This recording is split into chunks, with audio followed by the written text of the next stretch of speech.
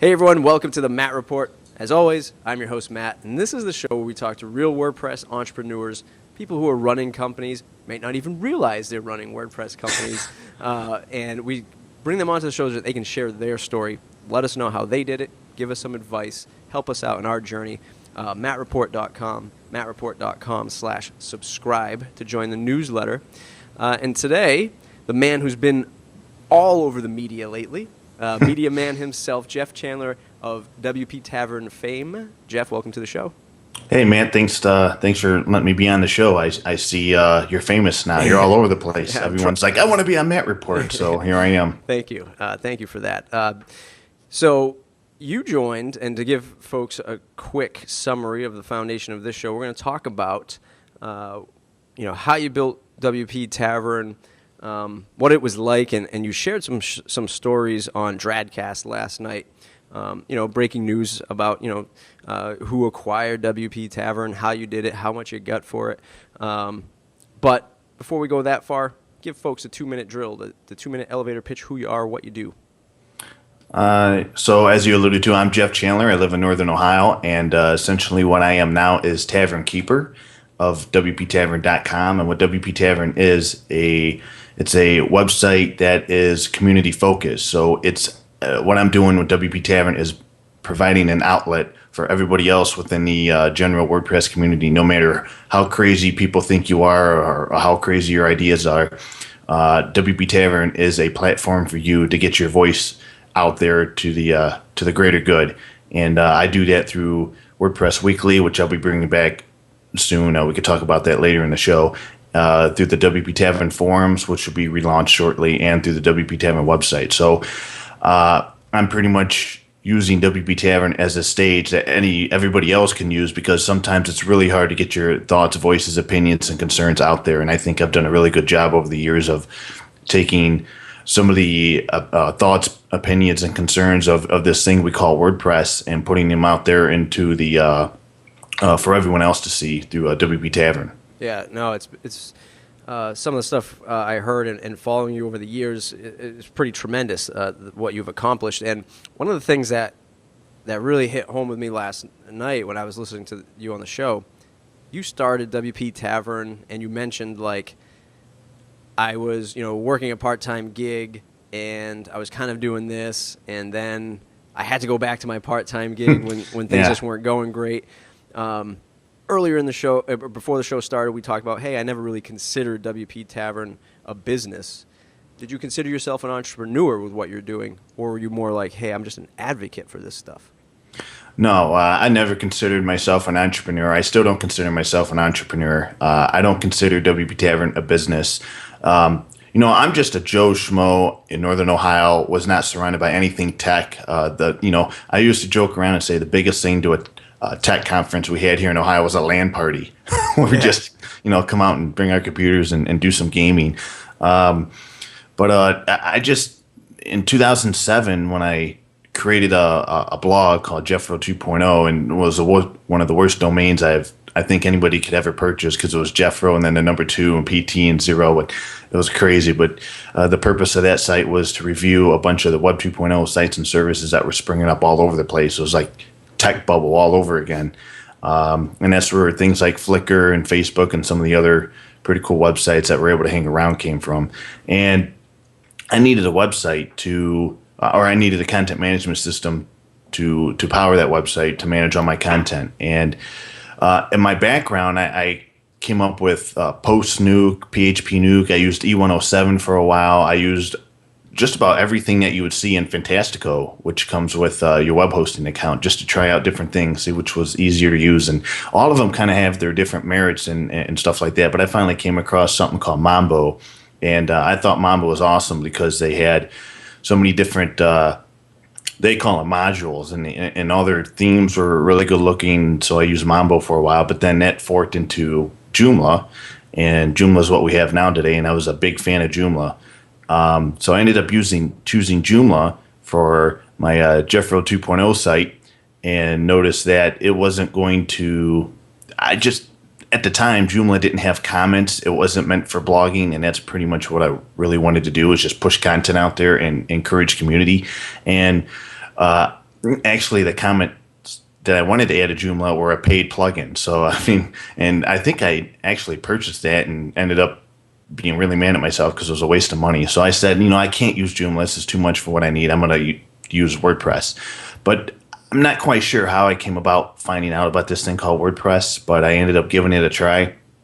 And I started modifying the theme to give myself a custom design. I said, this is too hard. This is crazy. It says I'm messing around with code.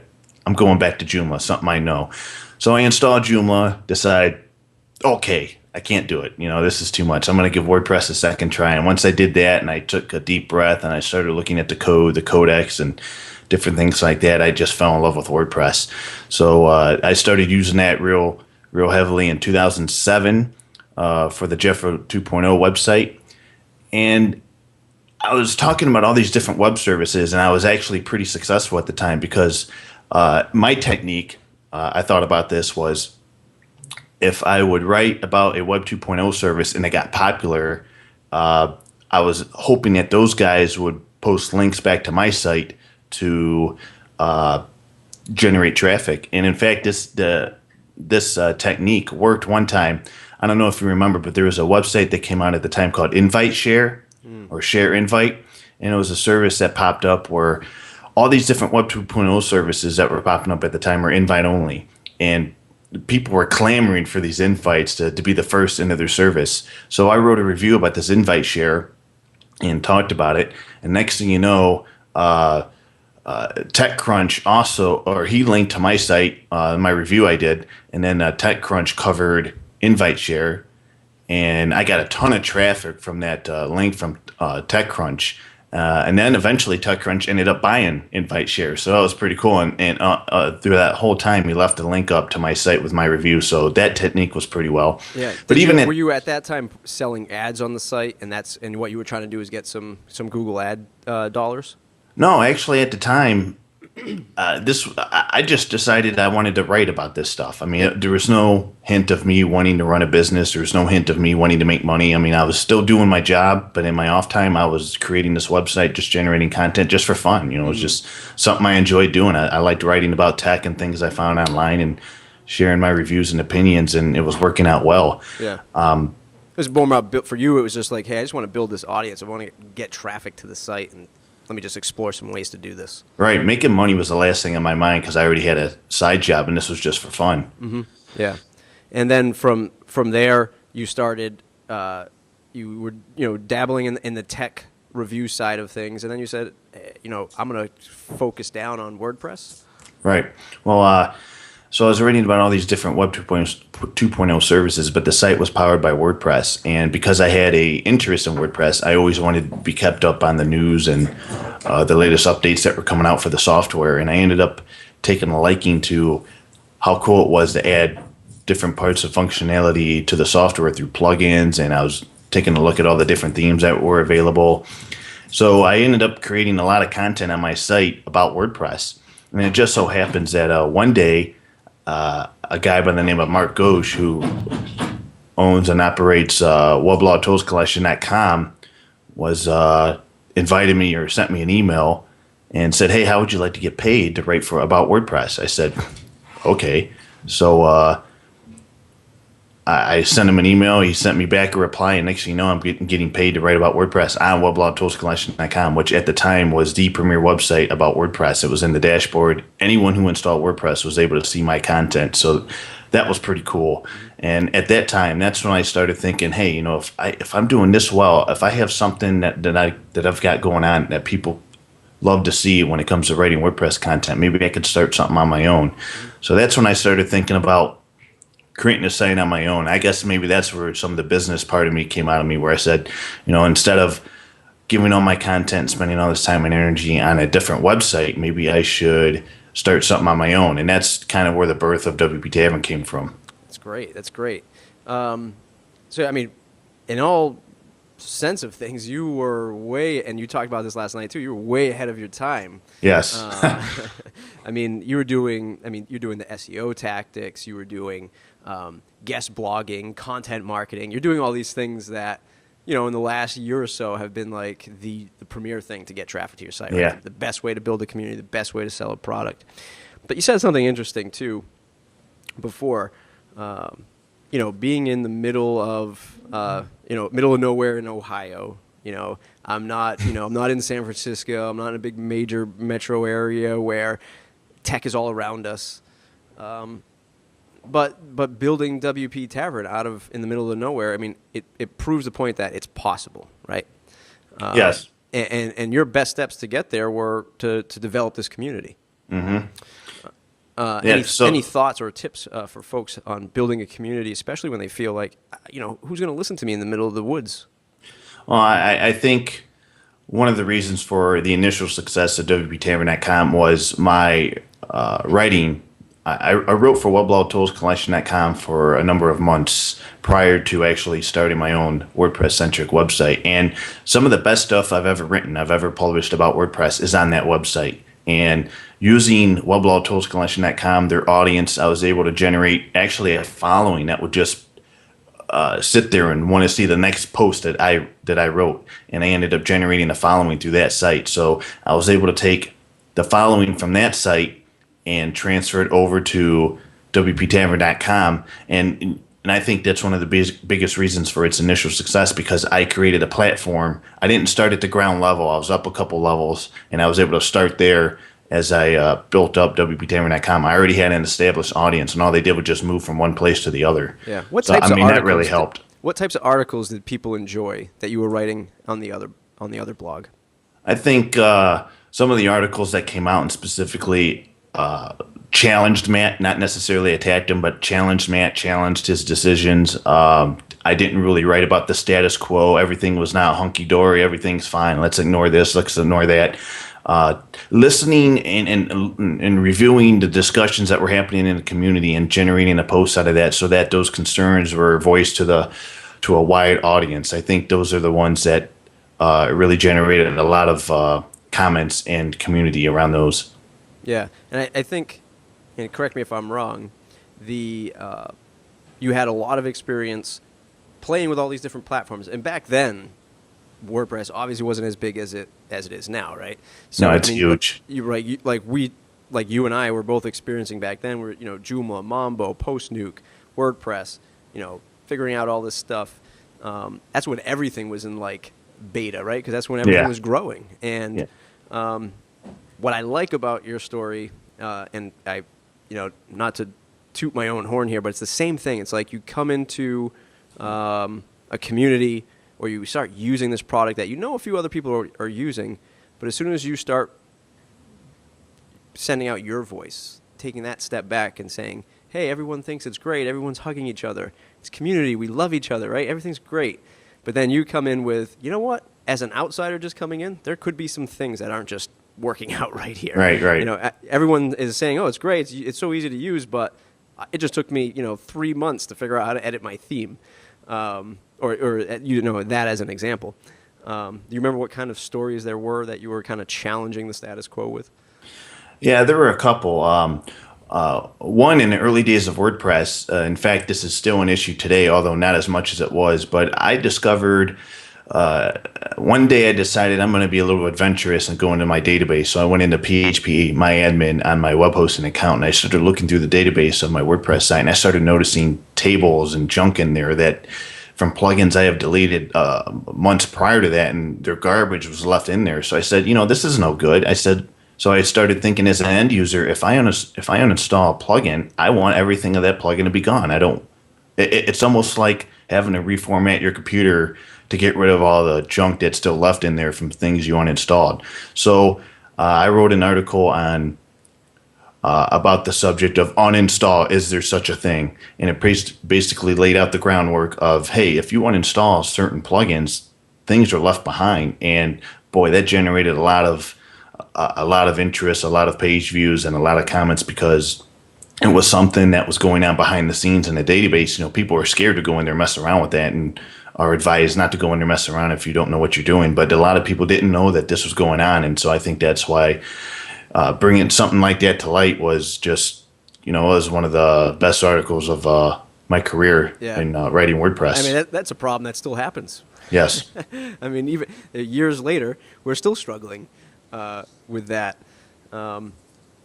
It's one of the topics that obviously is on my mind is, does business belong in WordCamps? I mean, I did a special edition with Jake Goldman and Chris Lemma about this stuff. And hey, look, this is what happens as humans, right? As every time the community starts to expand, you just have more human input. You can't satisfy everyone. You can't get everyone on the same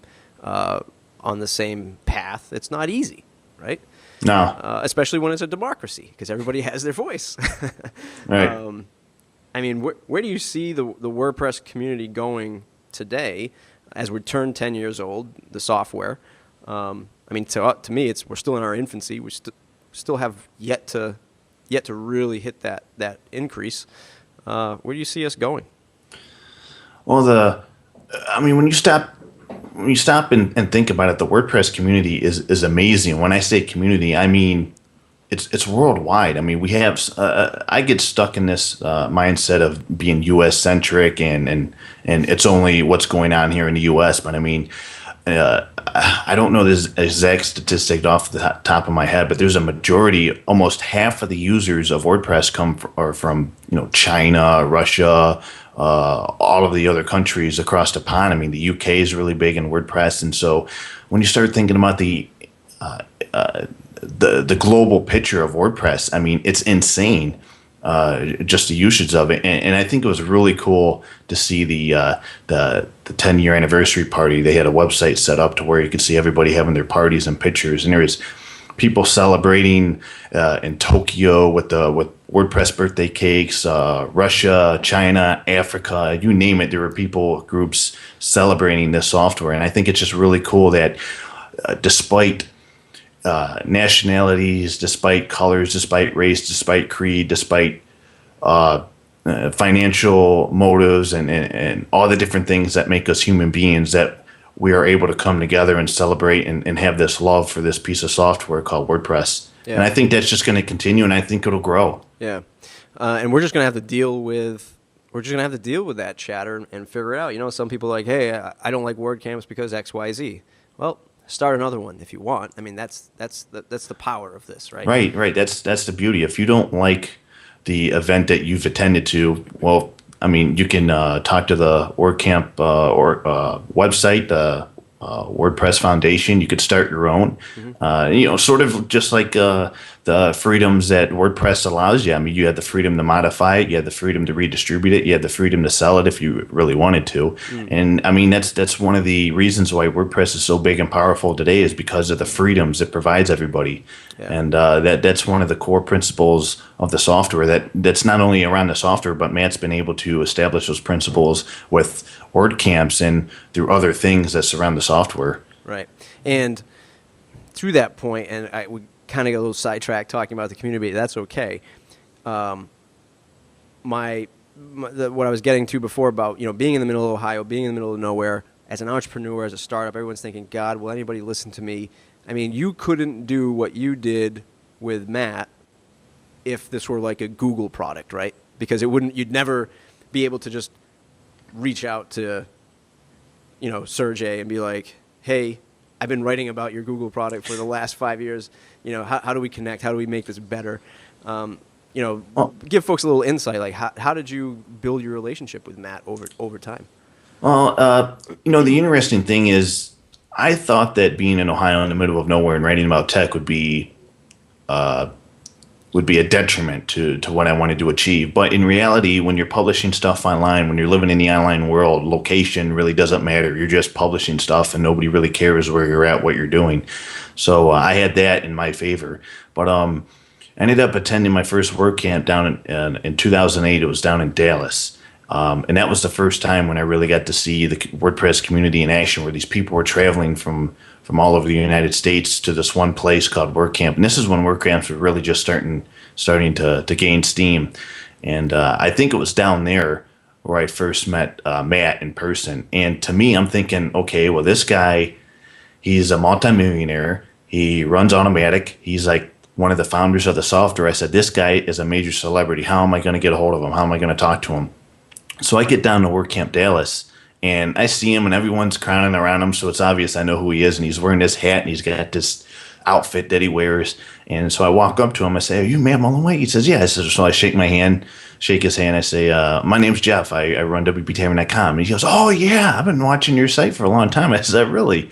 I said, "Oh, so you've seen some of the posts that kind of challenge you?" He says, "Oh yeah, those are good posts." So that was pretty cool, and it was just amazing that a guy like Matt, that I thought would be like a celebrity, somebody I couldn't get a hold of, somebody I couldn't talk to, he was very receptive, and he still is to this day, of just talking to everybody and wanting to hear what everybody has to say. Yeah. So that was my initial getting to meet him face to face. And since then, I've been in contact with him through comments on blog posts, emails, and things of that nature. But boy, that was really impressive to see how laid back and down to earth this guy was, considering the status, the platform I had put him on because of his success with Automatic and his various investments. Yeah, and that's one of the things that going to my first few word camps, another inspiration for this show was I see folks who are afraid to talk to these celebrities in our community, right? Yes. Not as high as Matt as himself, but other people like really good developers, awesome designers, other entrepreneurs, and literally have witnessed people like, "Can I talk?" and then and these people just walk by them, right? And so I was like, you know what, this isn't right, because I understand people don't have time, etc. But let's get these people onto the show so other people can meet these folks. And Yes. let's expose the community for a good way to get these people to connect. That story right there that you just told about going down to Dallas, preparing yourself to meet Matt, and thinking about what you're going to say, to me that's entrepreneurial right there, right? So that's like, there are people who won't even do that, right? I'm not even going to attempt, but you thought it out, you planned it, you introduced yourself. I got to tell you, I was nervous. Yeah, a lot of folks are, right? I had no idea. I mean, I thought, I was trained that you see these celebrities, they're hard to get a hold of. They always have this red rope and bodyguards. I'm thinking, okay, I got to get through bodyguards to get to Matt. No, he was there just having a good time, talking to anybody who wanted to talk, and he'd talk to you for hours and just hang out. And he was there checking out the sessions. And, that was one of the first things that I thought was really impressive, that he's just laid back and he's really receptive, and he's willing to talk to anybody without having to go through this big long chain of command. Yeah. And it's interesting. You said you've started Matt Report because you want to expose these people, which is interesting, because when I launched WordPress Weekly, which was a weekly podcast that talked about all things WordPress, that was also one of my goals, is to bring these guys on. Let's feature them. Let's do interviews. Let's find out what they're doing, what they're up to, how they got involved in all this, and turned out to be quite a success. And I'm glad to see that you're kind of upping it with video and everything. But glad to see you and Dragcast and some of these other guys kind of picking up where I left off. Yeah, I want to talk. I want to talk about media, WordPress media, after we just get through a couple more stages of WP Tavern. So WP Tavern, you meet Matt, 2008. You start putting out content. You're building the following. You're building the community. Last night you mentioned you got to a point where you're like, you know what? I think I'm just gonna sell this, right? Yes. Let's talk about the technicals of that. I mean, you threw out a figure of like $7,000. There are people who legitimately want to sell their site now. They've built up a little following. They want to sell their site. How did you go about it? Did you value it yourself? Did you get input to say that, hey, I think it's worth X, Y, Z? I went about it the way that probably nobody else should go about it. I decided, when I was running WP Tavern for a number of years, I ended up, at first it was a passion, but it was a passion that took up so much of my time that I had to find out a way to fund that passion. So what did I do? I started putting display advertising on the website, affiliate links, try to get sponsorships to attend these WordCamps, sponsorships and ads on WordPress Weekly. And it just got to a point where I was a content producer. I loved interacting with people. I love producing content. I'm not a marketer. I'm not a sales guy. I'm not a business guy.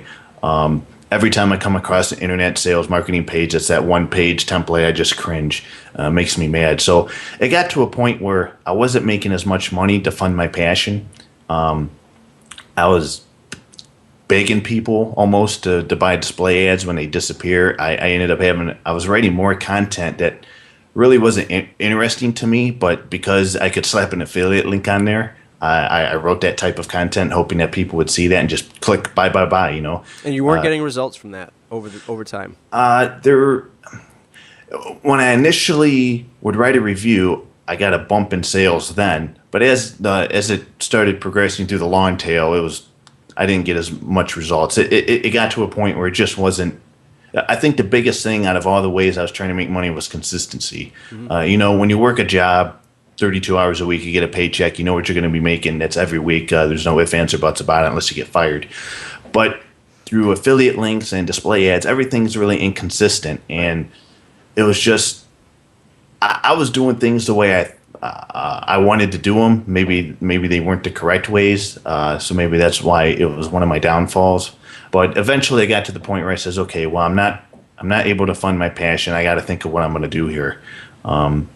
So that's when I decided I think I'm going to have to sell the site because, you know, bills were piling up. I was spending too much time doing WordPress Tavern and just not making the money. Yep. So I decided one day, okay, well, I want to buy this truck and I want to pay these bills. What do I need? $7,000. So I just come up with that number, not even evaluating my content, what I built, the show and everything that went along with the statistics. So I put it out there and said, hey, you know, I'm going to be selling WP Tavern. And I got a couple interested buyers like Joost de Valk and Ryan of WP Candy. And I got very close to just sealing the deal for $7,000 because at the time that's all I needed. You know, that's all I cared about, getting $7,000 to pay my bills.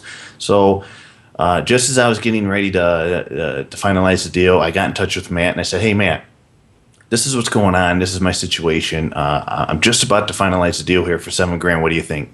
He goes, are you nuts? I go, what do you mean? He goes, don't you know what you've done? You're seriously undervaluing your work and your contributions to the community. He says, what are you asking for? I said, $7,000. He says, well, I'll double that, $14,000. Here's a check. And now I said, okay. So we signed the deal and he became the new owner of the tavern. And I ended up with a nice check that ended up paying most of the bills off that were concerning me.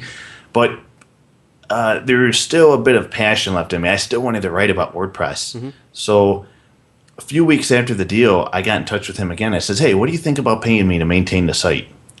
Okay, so I made a deal with him, and he started paying me to maintain the site and write content on the tavern. And that went on for about a year or two. And then I got to this point in my life where I'm thinking, okay, well, I'm getting paid a certain amount of money here from Matt to do WP Tavern.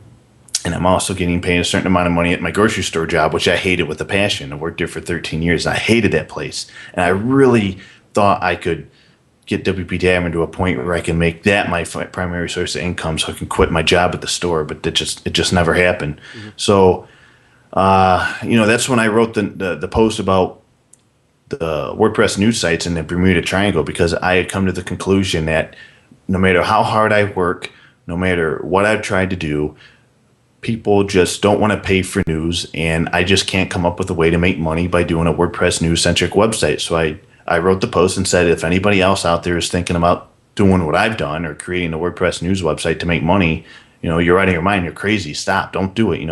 I was looking at places like ThemeForest where these guys are making one theme, making millions of dollars. Gravity Forms, one plugin, multi-million-dollar business. I'm thinking, okay, what am I doing? I'm working really hard. I'm producing this news. Maybe I should just write a plugin or a theme and make $1 million. Maybe it's that simple. Why am I playing the lottery? Just develop something. Mm-hmm. Of course, it's probably not that easy. And as you've had other guests on the show explain, it's not that easy. Mm-hmm. But I got a lot of responses from that, and that's when I decided, okay, I'm just going to leave the community. I'm going to change my career. It's time to get out and do something completely different because it's not going to work. I've tried and tried and tried. I've made these deals. I'm still not able to put food on the table and do this WordPress stuff. And that's when I got in touch with Scott Riley, who worked for Audrey Capital at the time, an employee for Matt, and he got in touch with me. He says, well, what can we do to make you happy? What can we do to keep you on WP Tavern full time? So we started negotiating deals on what would make me happy and things like that. And then Matt got involved, and he offered me an opportunity I just couldn't pass up, and that's when I was finally able to quit my dead-end grocery store job of 13 years and do this full time. And man, it's been awesome. So So this is why I love this, because again, beginning of the show, off air, I'm not an entrepreneur, not really thinking of it that way. No. But this story is filled, it's just oozing entrepreneur. I didn't even know it. From the seams, because I mean, it's not easy. And whether you're in New York, San Francisco, Middle Ohio, you are alone in this startup world, in this entrepreneurial world, no matter where you are, because you always have these thoughts and these doubts. Will this work? Should I just make a plugin and make $1 million? You know, that kind of thing. Although not so easy. Yeah. You know, it's funny because the day that we're recording this, I published a show with the founder of Food Plugins, co-founder of Food Plugins, Adam Warner. Adam Warner, and his story. So I put out a post. I want somebody who's making $5,000 a month or $60,000 a year, who's open to talk about how much they make with their WordPress product, to join the show, tell folks how they did it. We started talking, and all of a sudden, he says, "Oh, I was running this one startup thing here, and I lost $30,000 a year in revenue, and I just turned my back on it, and I moved on." Like, whoa. Like, this is a much more interesting story. How did you lose $30,000 in annual revenue and then just turn away from it? You know, and he just wasn't passionate about it. He wasn't, passionate to recover it. He was taking all the wrong fundamental steps. He didn't pay attention to certain things. But it was a super important lesson for him to learn. So he might have continued on with that, you know, and it probably still would do well. But he wasn't really passionate about it, and it wasn't. There was no real lesson involved with it until it failed, right? Right. So, yeah, and if you look at some of the most successful business people in the world, they've gone bankrupt 1, 2, 3 times, and you know, eventually at 4th or 5th time, boom, they hit the jackpot. That's right. Just like you. Yeah. So let's talk about WordPress media sites. Let's talk about that Bermuda Triangle post.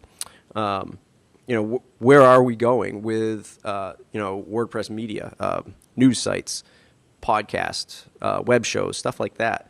Where do you think we're going? Do you think there's too much, not enough? You know, I don't know. When I wrote that post, actually, when I made the deal with Matt and I was going to come on full time to do WP Tavern, you know, one of the things I had written in that post was, I can't come up with any reasons to convince somebody to pay me to just sit on my butt all day and write about WordPress. I mean, who's going to do that? I mean, that makes no sense. There's no incentive. Why would anybody do that? And Matt ends up being that guy to prove me wrong and says, "Here, I'll pay you to sit on your butt all day and write WordPress." So I felt like I was very lucky in that regard. But if you take a look at WP Daily, they're just rocking the world right now in WordPress.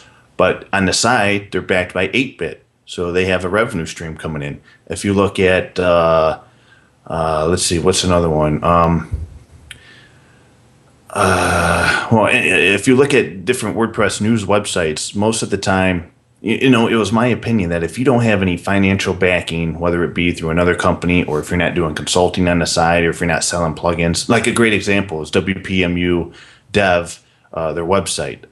They're not really popular and everything because they post news, but they have an entire assortment of plugins that you could purchase from them, and all that money provides opportunities to hire authors to write in that website.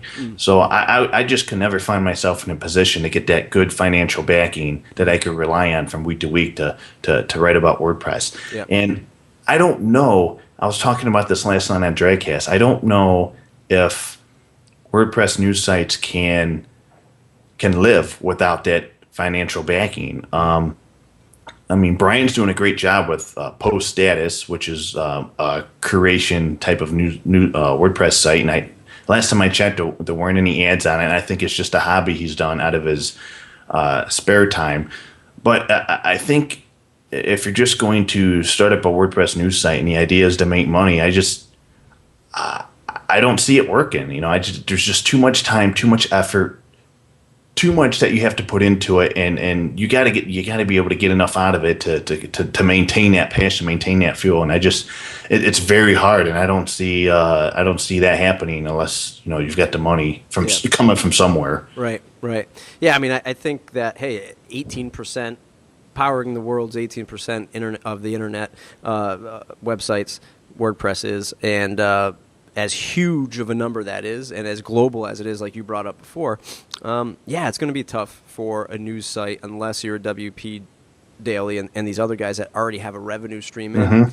But it's interesting to see that there's going to be, or there should be, a tipping point where, you know what, there's going to be a market for people to want to see WordPress news, and we have to remember that it's not just WordPress news as we know it.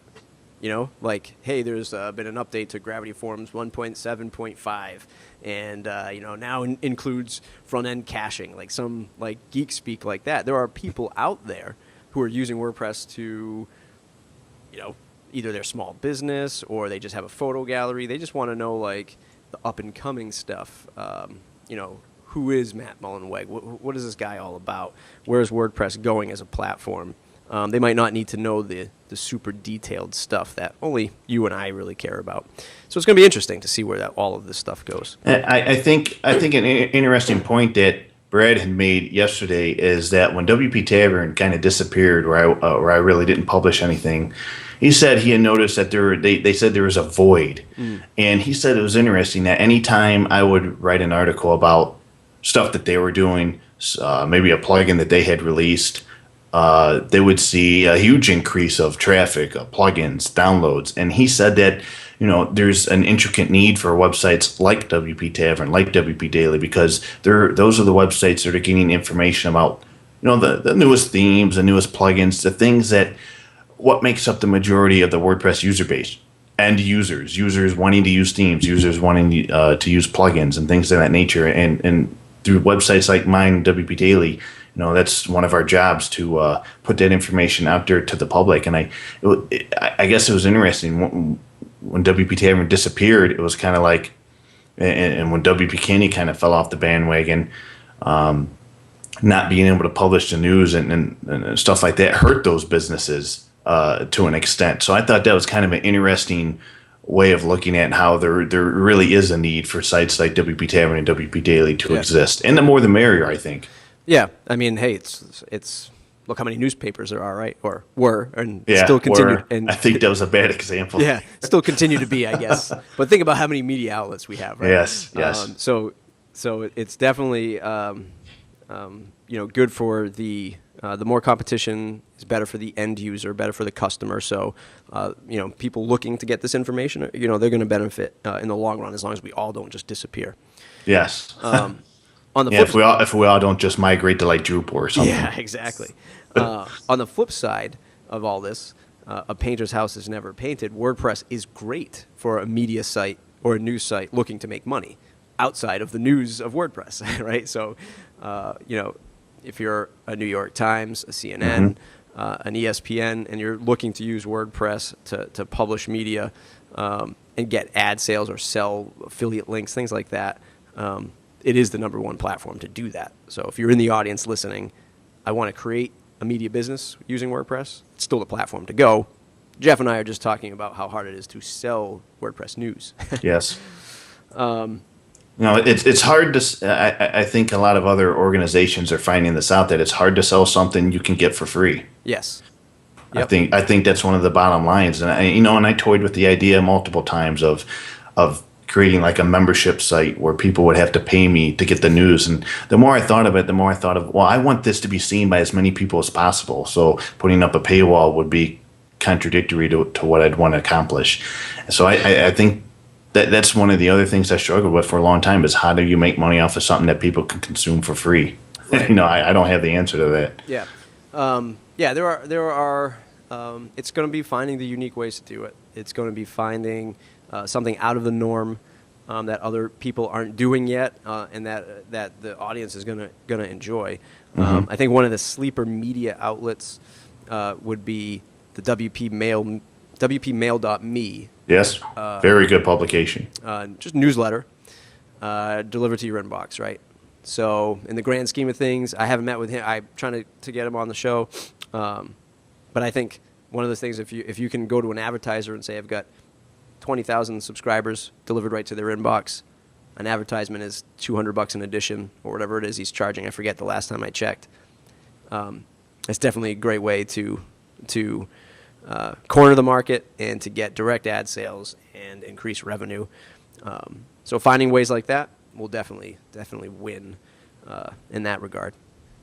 Yeah, it's also interesting that these ideas I had through WP Tavern were don't you hate it when you have ideas and you don't have the guts to go through with the idea to turn it into a reality, either because you don't know how or you don't have the money, and you see somebody else take your idea and find out it's a big success.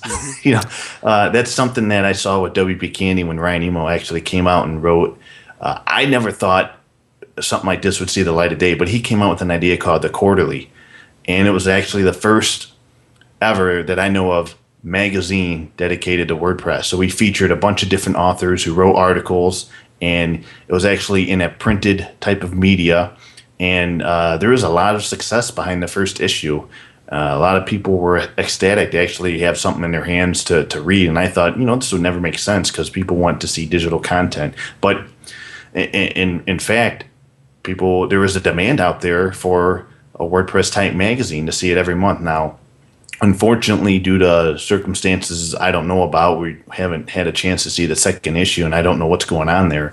But it was pretty cool that, I always wanted to have a magazine type thing, but I never thought it would turn into anything. And well, there you go. He proved me wrong. Yeah, it's the entrepreneur's dilemma, right? Ideas are a dime a dozen. It's all about execution. I have a laundry list of ideas that other people have just executed faster. Yeah. And it's one of those things where, hey, look, you're just going to have to find the next idea and try to execute. And, but yeah, I guess that it does suck, right? The bottom line is it does suck, right? Because you figure, well, if I would have done that, right? Granted, maybe I wouldn't have done it the same exact, like you said, execution. Maybe I wouldn't have executed it the right way, and it would have been a failure.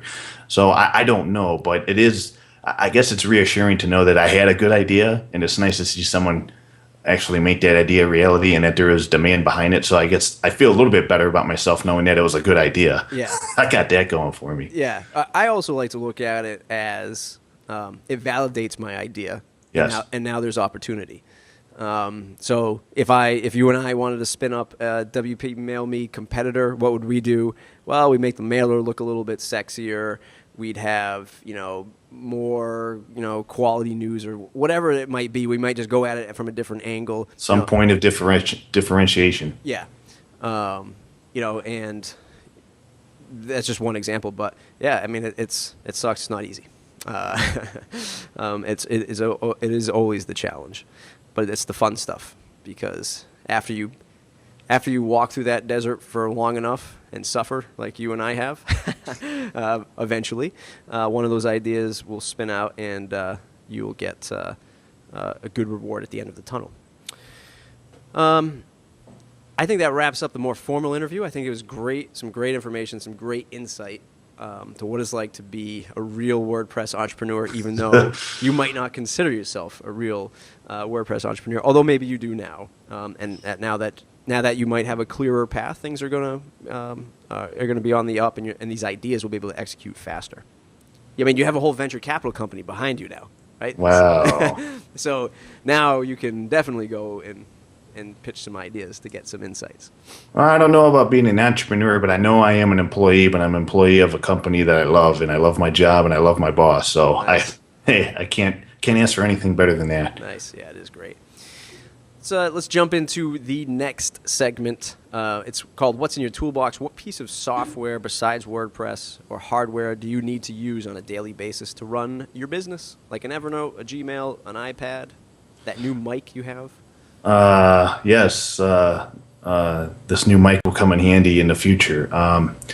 Every day, obviously I need my computer box. Without that, I can't get anything done. But my primary tool is Thunderbird. I use Thunderbird every day. Sometimes I work out of Thunderbird. I wish I could stop email from coming in sometimes, but I can't. I've created different folders, and I know a lot of people use Gmail, but I just come to love I actually have my email routed through Gmail using IMAP, so I can manage it on Thunderbird install, whether it's on my PC, my phone. IMAP's like a wonderful email technology. I mean, it's awesome. You can manage email from any device. So that's a killer. Skype, big time Skype for using for communications, for doing calls and interviews like this. That's a big time piece of software I use. Are you a Windows or a Mac guy? Well, I used to be all Windows, but now I'm Windows and Mac. Nice. So just to the right of me, I have a MacBook Pro. Nice. I don't know how to use it, but but I'm gonna have to learn. But it looks damn good, right? Yes, that Retina display is pretty nice. Yeah, nice. I'm still on the old MacBook Air, and they just announced the new one. So Yes. but I might look at the Retina one. I mean, it's got more power, so we'll see. Awesome stuff. Let's jump into the lightning round. I'll ask you a series of quick questions. You'll have a series of quick answers. The one plugin you cannot live without. A Kismet. A favorite WordPress or business book. WordPress for Dummies. A quote you live or run your business by. It's hard to get to heaven when you got to live through hell. Nice. What's the best advice you've ever business or career advice you've ever received? If you have a bunch of ideas, throw them all at the wall and see which one sticks. And go with that one. Nice. The longest a client project has ever taken, if you've ever done client work. Never done client work. Never done client. If you had to switch to another CMS, what would it be? Ghost. Ooh, I think that's the first time someone answered that one. Who should I interview next?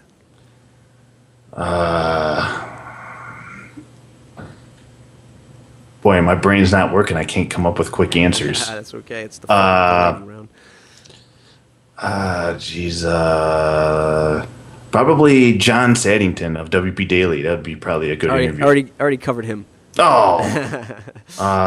Someone else you want to see? Well, I guess bring on Matt, my boss. Nice. What's the one question I didn't ask you that I should have?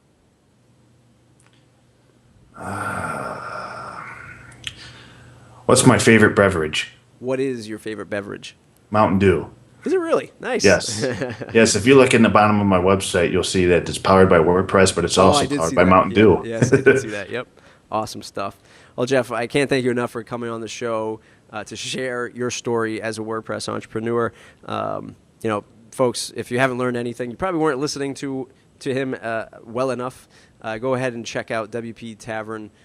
Jeff, where else can they find you on the web to say thanks? You can find me on Twitter at WP Tavern. If you have a question for me, if you have a plugin you'd like me to review, if you have a site or service, you got some news, just send it to me at jeffc@WPTavern.com. Nice. Everyone, mattreport.com if you want to see other interviews like this. mattreport.com/subscribe to stay in the loop. Thanks, everybody.